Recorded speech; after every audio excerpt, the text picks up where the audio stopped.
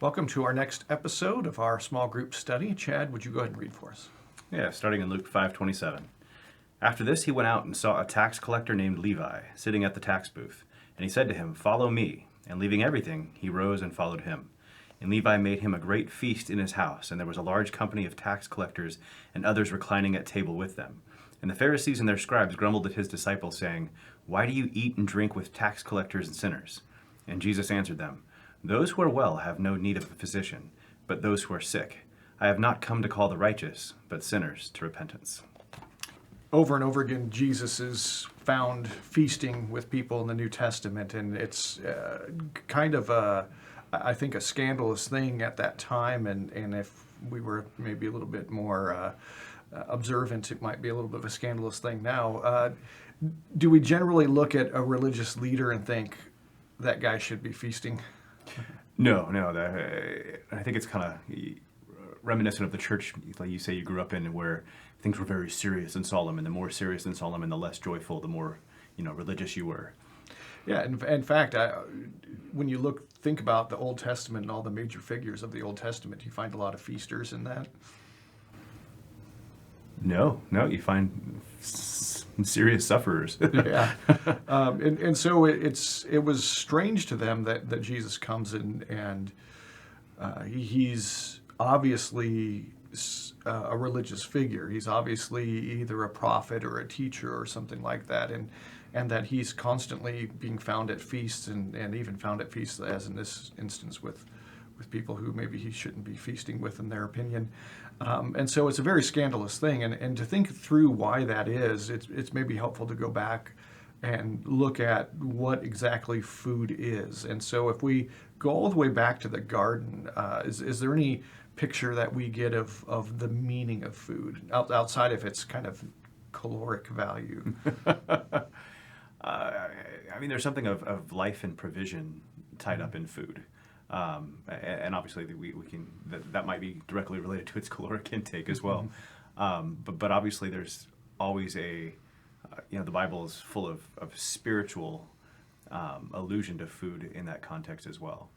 Yeah, I think that it's clear that you see Adam and Eve are in the garden, a garden that God plants, and they're with him, and they have this ability to eat from any tree in the garden except for the one that they're being told to stay away from. It's interesting that the first sin involves food, and that this sin leads to death, but it also leads to exile from the garden. And part of the curse that comes from that is a curse related to food, where from the sweat of their brow they're going to basically till the ground and eat from it, and there's going to be thorns and thistles. And so what should we make from all this kind of concentration around food, and what do we take from that? That's a great question. I mean, obviously, Adam and Eve getting kicked out of the garden was kicked out of God's presence, and I think it's related to that. We often think of, hey, you want to hang out and we'll share a meal, and it's often associated. And here we have, Adam and Eve in the garden, in the presence of God, and feasting at His provision, so to speak. Mm-hmm. And so they lose His presence, they lose His provision. But there's something about maybe joy in His presence they're losing as well, and maybe Jesus is kind of showing that that's getting restored. Yeah, I think that what's clear is when you look at the fact that God had planted this garden, and He is life, He is the source of life, but that's mediated to them through food. And then when they're kicked out of His presence, then all of a sudden there's trouble within that system of mediation, and now they're going to have to work for their food. They're going to have to deal with sweat and difficulty and toil as far as being able to feed themselves. We also have later on the introduction of famines and fasting and things like that.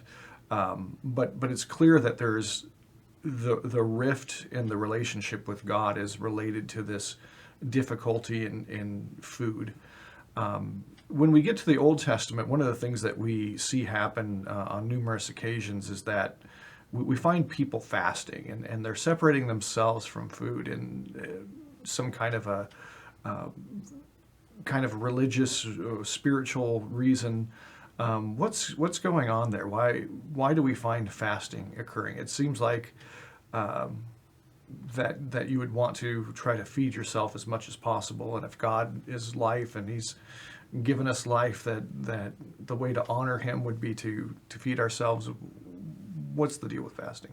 So it often seems that fasting is related to repentance as well in some cases, and sometimes it's some great need and stuff, but oftentimes it's a recognition of sin and stuff, and I think it's kind of a recognition of the separation that we have since the garden with God, and it's kind of an act of humility almost, in and maybe a very stark reminder of just the state of affairs. Yeah, there seems to be kind of two big groupings of reasons people fast. You have people like Moses and Elijah, and then later Jesus in his 40 days in the wilderness, who are approaching God in some way, and they're fasting as a result of that. And then you have people who are repenting from their sin and they're fasting. And there seems to be some sort of idea that we can focus on the physical mediation of life to the detriment of the actual relationship to life itself, the actual relationship to God. And there are times when we need to focus on that spiritual connection, that spiritual, the reality of where life comes from. And that comes from either sin, which would obviously be a turning away from God to focus on those mediators. And so there's maybe a reshifting of the focus back to God, or kind of a spiritual epiphany or enlightenment that happens and takes place where we're focused on God. Given all that, why is it that we find Jesus feasting so much? Well, I guess in his case, there is no separation from God. I mean, he is God. I think even we get the answer from him. The Pharisees approach me like, "Why aren't your disciples fasting?" Like John's disciples stuff, and he's like, "Well, they can't. Well, the bridegroom's with them, but don't worry, the time's coming. They'll be fasting." Yeah, it seems like the idea is that if the spiritual source of life is right there with you, that it's kind of like heaven. There can't be lack in the presence of God, and in this case, in His Son.